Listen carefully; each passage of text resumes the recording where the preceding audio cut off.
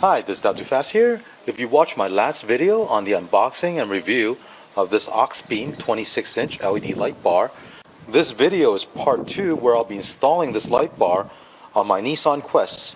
And I know there are not a lot of people installing light bars on minivans, but hey, there's always going to be a first. So I'm going to show you how I'm going to install this light bar on my Nissan vehicle here.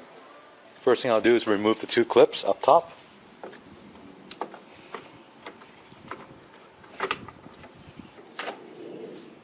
Now if you pull the grill back from the bumper, you notice there are two more clips. We need to remove those. Underneath the bumper there are 5 clips you need to remove. 1, 2, 3, 4, 5. Besides the clips at the bottom, there are 3 Phillips screws that you need to remove underneath the bumper. Turn your wheel and pry the splash guard back. Underneath you'll find 2 10mm bolts.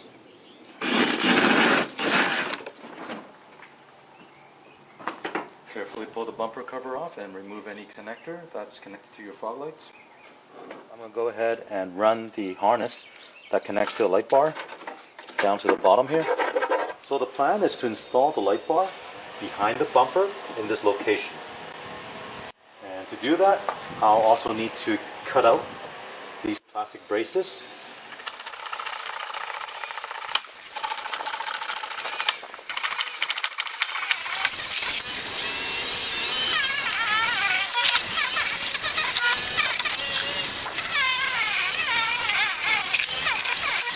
I want to make sure the light bar is installed securely onto the vehicle, and to do that what I'll be doing is installing the light bar directly onto this metal rebar that's right behind the bumper. And on the light bar I've installed the bracket that you mount on the side, and then I'll be bolting from underneath here right to the bottom. I've gone ahead and drilled a hole underneath.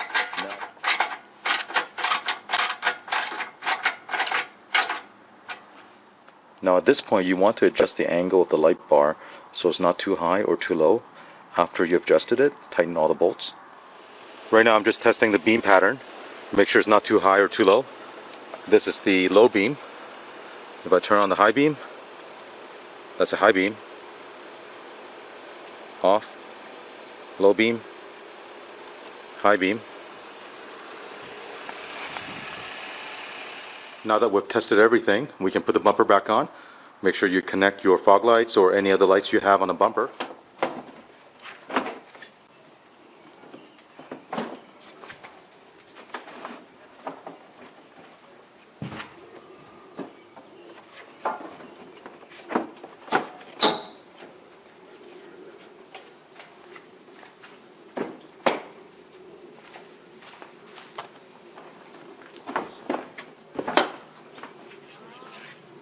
Right now I'm wiring up the relay harness, and there are 3 connections I need.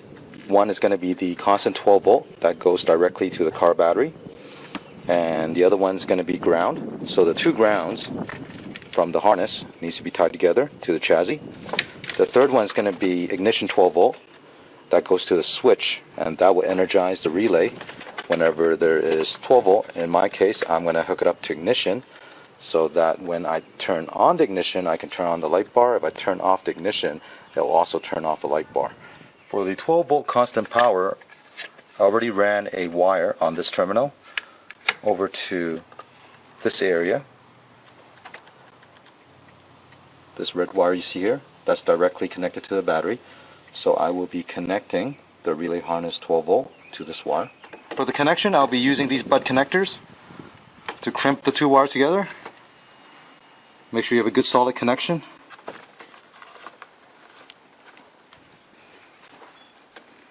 For the chassis ground, there are 2 bolts on the driver's side, quarter panel, and I'll be tapping into one of these bolts for the ground. For the ignition 12 volt wire, I already have a wire ran here because of the fog lights I installed a few years back.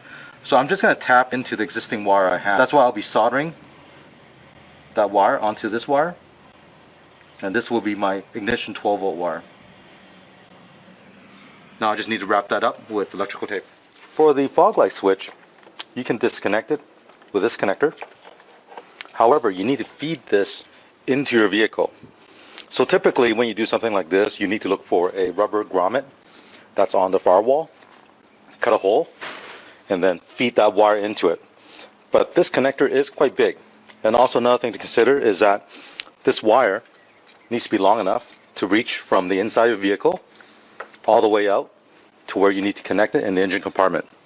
And this cable is not long enough for my vehicle, so I'm going to actually cut this off, get another piece of wire, extend it so that'll reach all the way through the firewall into the engine compartment so I can connect this up. Here's the fog light switch. I'll be placing it right in this spot, and then I routed the wire behind this panel, and I found a grommet right in that corner, and I fed it through the firewall.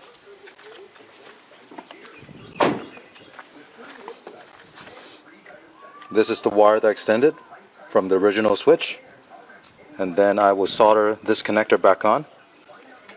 I just finished soldering the wire onto the connector. Now I can connect these two together. And the last thing we need to do is just clean up this wiring, get some tie wraps, tie it up.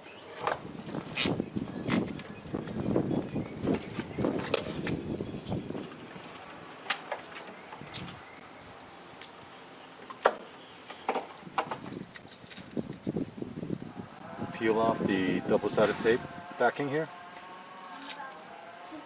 Now we can just tape this in this location.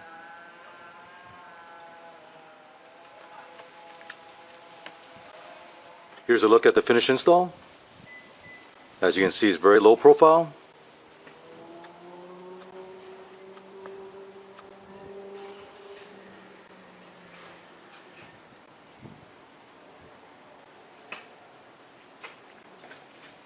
Here's a low beam.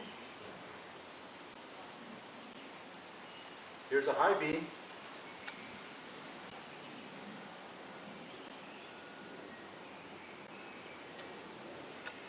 I will also show you how this looks like during the nighttime. Right now you're looking at my HID headlight. I'm going to turn on the low beam on the light bar. Now I'm going to turn on the high beam.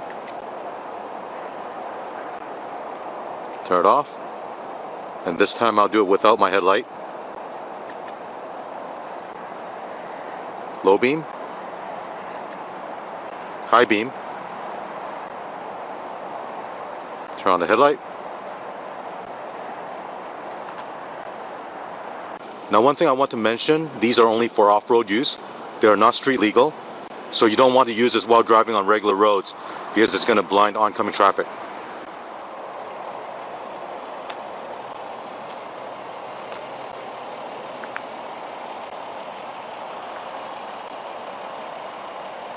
The light bar is waterproof, so you don't have to worry about any water getting inside.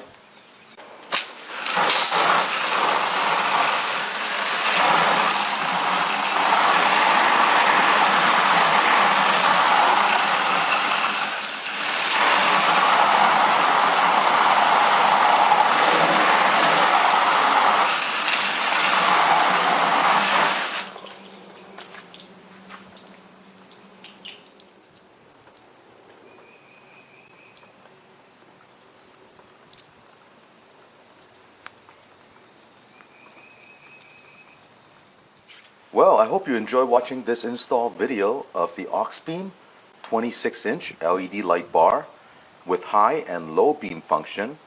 Now I really like that function because I've not seen it on any other light bar on the market. You can actually control whether you want half intensity or full intensity. Also, the construction on the unit is very high quality. When you're using the low beam, the beam pattern is wide, so you can see a lot of the area on the side of the road. If you turn on the high beam, it gives you a very focused light beam right in the center.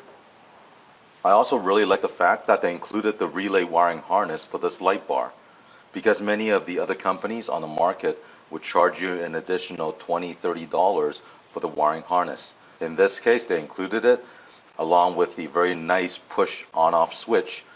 That'll give you the low beam and high beam control.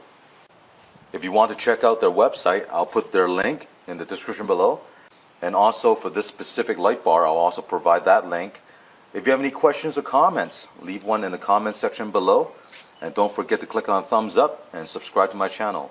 Thank you for watching.